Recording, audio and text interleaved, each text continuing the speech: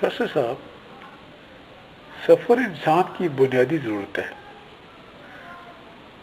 کیا آج کی جدید سواریوں کے متعلق قرآن کریم میں کوئی اشارہ ملتا ہے؟ جی، 16ویں صدی تک یہ دنیا ٹھہری ٹھہری اور سہمی سہمی ہی نظر آتی ہے، جس کی وجہ بادشاہوں کا ظلم و جبر اور حکمرانوں کی خود غرضی تھی کہ یہ نہیں چاہتے تھے کہ کوئی آزادی کی زندگی گزار سکے. یہ عوام کو رعایا، مزدور اور مرید بنا کر ہی رکھنا چاہتے تھے، جس کے لیے انسانوں کے لیے اندر 3 فریق موجود تھے، جن کو قرآن نے فرعون، قارون و حامان کہا ہے. ظلم و جبر کا وقت گزرتا گیا، جوں جوں انسانوں میں شعور بیدار ہوتا گیا، ان کے اندر آزاد زندگی گزارنے کی تڑپ بڑھتی گئی. آہستہ آہستہ لوگوں نے ایسی لیڈرشپ پیدا ہوئی کہ جو بنی نوع انسان کو فرعون، قارون اور حامان کے شکنجوں سے آزاد کرانے کی کوشش میں لگ گئی. اس لیڈرشپ کے ہراول دستے میں سب سے پہلے حضرت موسیٰ کا نام آتا ہے، جنہوں نے بادشاہ وقت کے سامنے اعلان بغاوت کیا اور اسے کہا کہ وہ بنی اسرائیل کو آزاد کر دے جس پر وہ ظلم و ستم کرتا تھا. یہ بادشاہ وقت فرعون تھا، جس نے خود خدائی کا دعویٰ کر رکھا تھا اور عوام کو غلامی کی زنجیروں میں جکڑا ہوا تھا.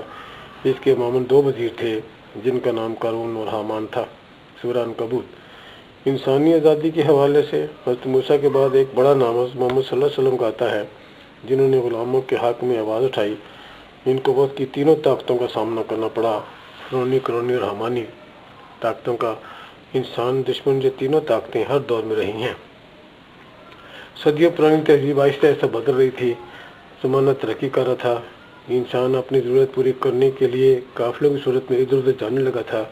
6 صدی عیسوی تک ادھر ادھر جانے کے لیے سواریوں کا استعمال شروع ہو گیا تھا. نزول قرآن کے وقت تک جو چوپائے بار برداری اور سواری کے لیے استعمال کیے جاتے تھے وہ 4 جانور تھے: اونٹ، گدھا، خچر اور گھوڑا. ان 4 جانوروں کا ذکر قرآن میں صراحتاً آتا ہے، جبکہ دور حاضر کی سواریوں کا ذکر اجمالاً آتا ہے. ارشاد ربانی ہے: بے شک تمہارے رب بہت مہربان رحم کرنے والا ہے، جس نے تمہارے لیے گھوڑے، خچر اور گدھے پیدا فرمائے کہ تمہاری زینت بن سکے، اور بہت سی ایسی سواریاں پیدا کرے گا جن کو تم لوگ نہیں جانتے.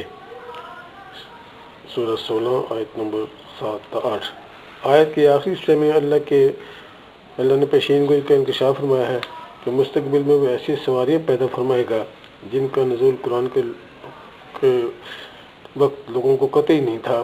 یہ حقیقت ہے کہ مسلمانوں نے اس پیشین گوئی کی طرف توجہ نہ دی، حالانکہ قرآن کی یہ کھلی دعوت مسلمانوں کو ہی تھی، لیکن ہمارے علماء نے قرآن کو اس رنگ میں پیش ہی نہ کیا، اس سے ہر وقت مرنے کا تذکرہ کیا اور اس دنیا کی زندگی کو یتیمانہ اور مسیحانہ گزارنے کی تلقین کی.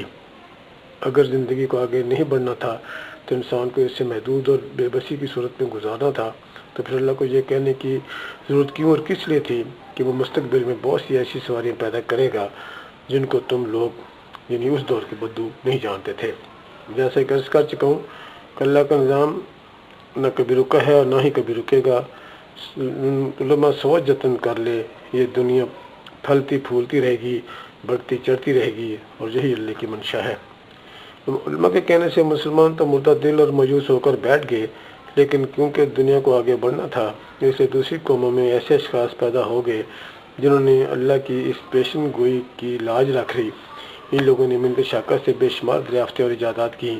ان ایجادات کے لیے ضروری معدنیات، دھاتیں اور دیگر لوازمات تلاش کرنے کے لیے زمین کھنگال ماری، آسمان چھان مارے، پہاڑ توڑ ڈالے، سمندر جھنجھوڑ ڈالے اور فضائیں عبور کر ڈالیں، اور آخر ان کی بدولت دنیا نے نئی کروٹ لی. آج دنیا ان عظیم انسانوں کی ہی مرہون منت ہے کہ لوگ حتیٰ کہ سب مبلغ بھی موٹر سائیکلوں، کاروں، ہوائی جہازوں، بحری جہازوں اور ریل گاڑیوں جیسی سواریوں میں نہ صرف آرام دہ سفر کر رہے ہیں بلکہ زندگی کے سفر کا مزہ بھی لے رہے ہیں. جس طرح سے دنیا آگے بڑھ رہی ہے، آج جدید سواریوں میں نت نیا اضافہ ہو رہا ہے. جگہ جگہ بجلی سے چلنے والی ٹرینوں اور شمسی توانائی سے چلنے والی کاروں کا استعمال ہو رہا ہے. ان کے علاوہ نہ جانے کیسی کیسی سواریاں وجود میں آ جائیں گی، مگر افسوس کہ اللہ کا وعدہ جو پیشن گوئی کی صورت میں کیا گیا تھا پورا بھی کیا تو غیر مسلموں نے، جنہیں ہمارے علماء آج بھی کافر اور زندیق کہتے ہیں اور خود کو مومن اور صدیق کہتے ہیں. تعجب ہے کہ یہ ایسا کہنے والے خود تو کلائیں پر گھڑیاں ان کی باندھتے ہیں، کاریں گاڑیاں ان کی چلاتے ہیں، علاج معالجہ ان کی دوائیں سے کراتے ہیں، ان کی بنی ہوئی چیزیں استعمال کرتے ہیں، دل و جگر کے میدے آپریشن ان کی مشینوں سے کرواتے ہیں، حج اور عمرے ان کے بنے ہوئے جہازوں سے کرتے ہیں، گھروں میں ایئر کنڈیشنر اور ہیٹر گیزر ان کے استعمال کرتے ہیں، اعلیٰ تعلیم کے لیے اپنی اولادوں کو ان کی یونیورسٹی میں بھیجتے ہیں، اپنی تعلیم کے لیے ٹی وی اور موبائل فون ان کے استعمال کرتے ہیں، اپنی آواز کو بلند کرنے کے لاؤڈ اسپیکر ان کے استعمال کرتے ہیں، کپڑے اور اپنی دستار فضیلت ان کی مشینوں سے تیار کرواتے ہیں، انہیں عبادات کے لیے مساجد اور مدرسے ان کی مدد سے تیار کرواتے ہیں، حتیٰ کہ بیماری وقت ان کی ایمبولینس پر جاتے ہیں اور پھر بھی وہ کافر و زندیق ہیں، اس لیے ان کی بخشش نہیں، معاف کیجیے، بخشش کا سرٹیفکیٹ کسی عالم کے پاس نہیں بلکہ اللہ کے پاس ہے۔ دیکھیے سورہ بقرہ آیت 62، سورہ مائدہ آیت 69۔